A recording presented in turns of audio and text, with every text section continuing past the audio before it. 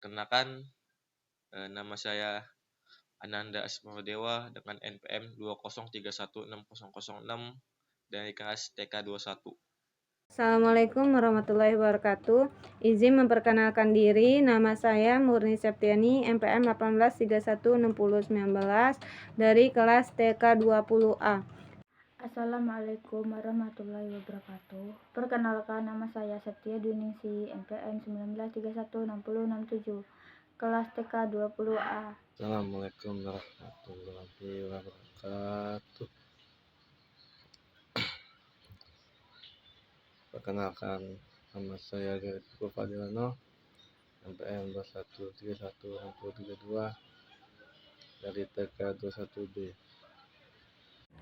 Assalamualaikum warahmatullahi wabarakatuh. Izin memperkenalkan diri, nama saya Rio Pratama, NPM saya 18316097. Di sini saya akan menjelaskan 3 aspek dan 3 peran dalam inovasi. Aspek dan peran dalam inovasi sangat penting dalam memahami dan mengelola proses inovasi secara efektif. Berikut adalah 3 aspek kunci dan 3 peran utama dalam inovasi. Aspek inovasi yang pertama, inovasi produk atau layanan adalah aspek paling umum dari inovasi. Ini mencakup pengembangan produk atau layanan baru atau peningkatan signifikan pada yang sudah ada. Inovasi produk atau layanan ini bertujuan untuk memenuhi kebutuhan pelanggan yang berkembang dan menciptakan nilai tambah.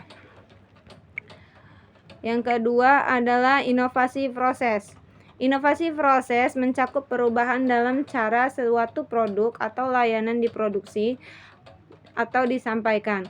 Tujuannya adalah meningkatkan efisiensi, mengurangi biaya, atau meningkatkan kualitas. Inovasi proses dapat menghasilkan peningkatan produktivitas yang signifikan. Yang ketiga, inovasi model bisnis. Inovasi model bisnis melibatkan perubahan dalam cara bisnis beroperasi, mendapatkan pendapat, atau berinteraksi dengan pelanggan.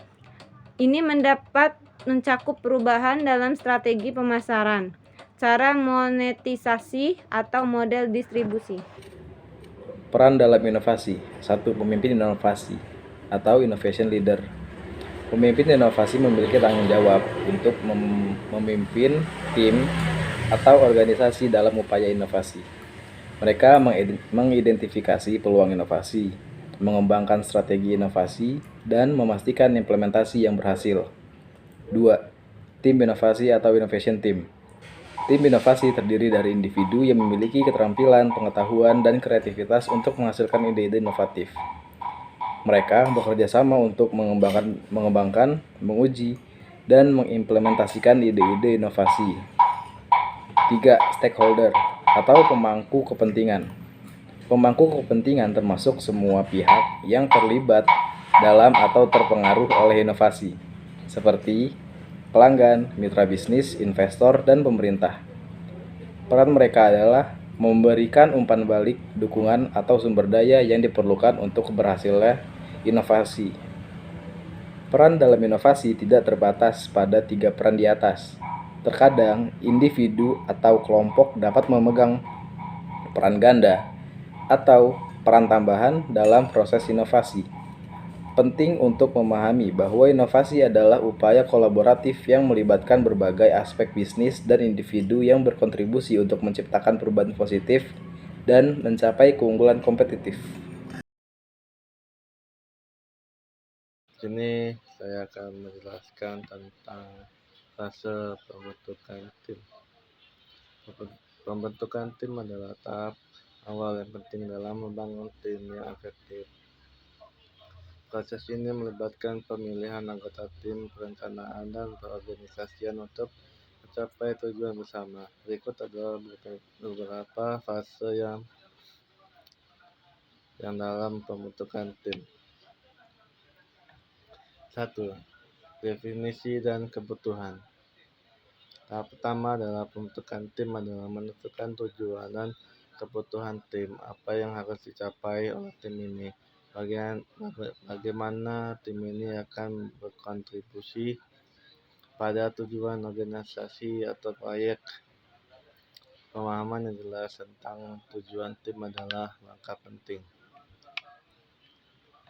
Identifikasi anggota tim. Pilih anggota tim berdasarkan keterampilan, pengetahuan, dan pengalaman yang sesuai dengan tujuan tim. Pertimbangkan juga sifat kepribadian, peran yang diperlukan, dan kemampuan untuk berkolaborasi. Tim yang beragam dalam hal keterampilan dan latar belakang seringkali lebih efektif. Perencanaan dan pengorganisasian. Setelah anggota tim dipilih, buat perencanaan tentang bagaimana tim akan beroperasi. Ini termasuk pembagian tugas, tanggung jawab, dan peran masing-masing anggota. Tentukan juga aturan prosedur dan komunikasi dalam tim. Pengembangan norma dan budaya tim. Tim perlu mengembangkan norma dan budaya yang memungkinkan kolaborasi yang efektif, melibatkan pembuatan aturan, nilai-nilai, dan norma yang mengatur perilaku dalam tim ini. Juga mencakup promosikan komunikasi terbuka, saling penghargaan, dan kerjasama. Pengenalan anggota tim. Fase ini melibatkan pengalaman anggota, sosialisasi. Tujuan dari pengenalan ini adalah untuk membangun hubungan yang kuat di antara anggota lain. Pelatihan dan pembangunan. Jika diperlukan, berikan pelatihan dan pembangunan kepada anggota tim untuk meningkatkan keterampilan mereka. Pelatihan ini dapat membantu tim mencapai tujuan dengan lebih baik. Mengembangkan komunikasi yang efektif adalah kunci dalam pembentukan tim yang sukses. Pastikan bahwa tim memiliki seluruh komunikasi yang jelas dan dapat berkomunikasi secara terbuka. Buat juga memaksimalkan untuk memberikan umpan balik dan menyelesaikan konflik. Pemantauan dan evaluasi setelah tim mulai bekerja. Penting untuk terus memantau kemajuan mereka dan mengevaluasi apakah mereka mencapai tujuan mereka. Lakukan perubahan jika diperlukan untuk meningkatkan kinerja tim.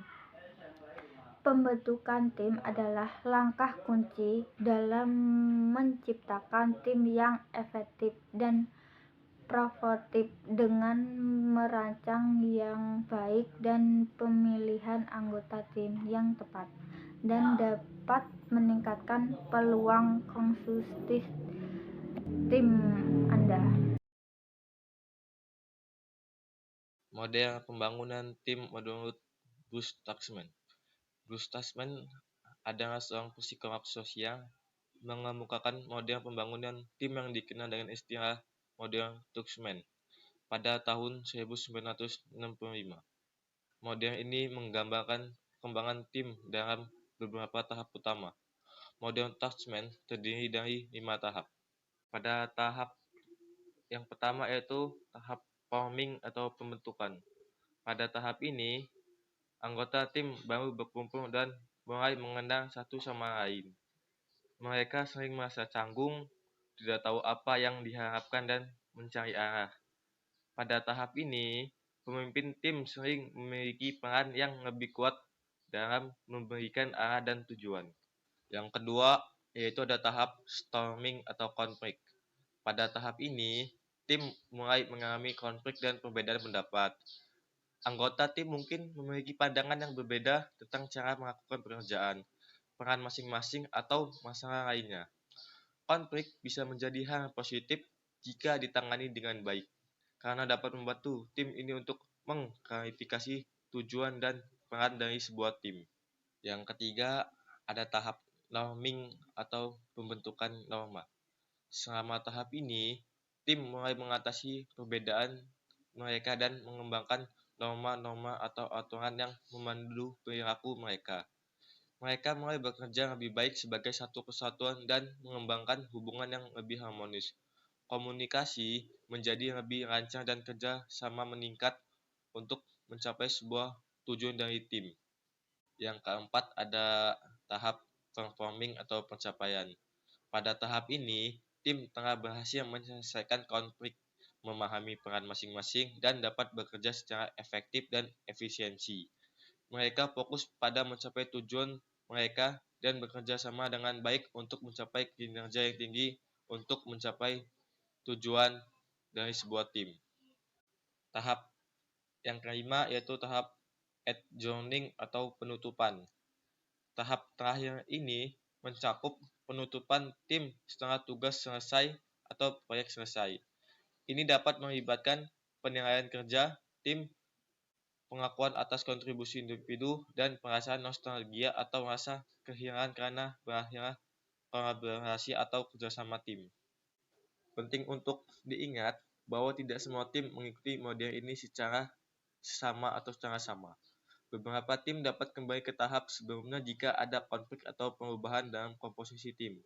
Model Taskman adalah alat yang berguna untuk memahami perkembangan tim dan bagaimana mengatasi tantangan yang muncul selama proses tersebut. Semoga dengan adanya tahap-tahap yang sudah disebutkan tadi, dalam pembentukan tim bisa berjalan dengan baik dan tim tidak terjadi konflik yang berlebihan.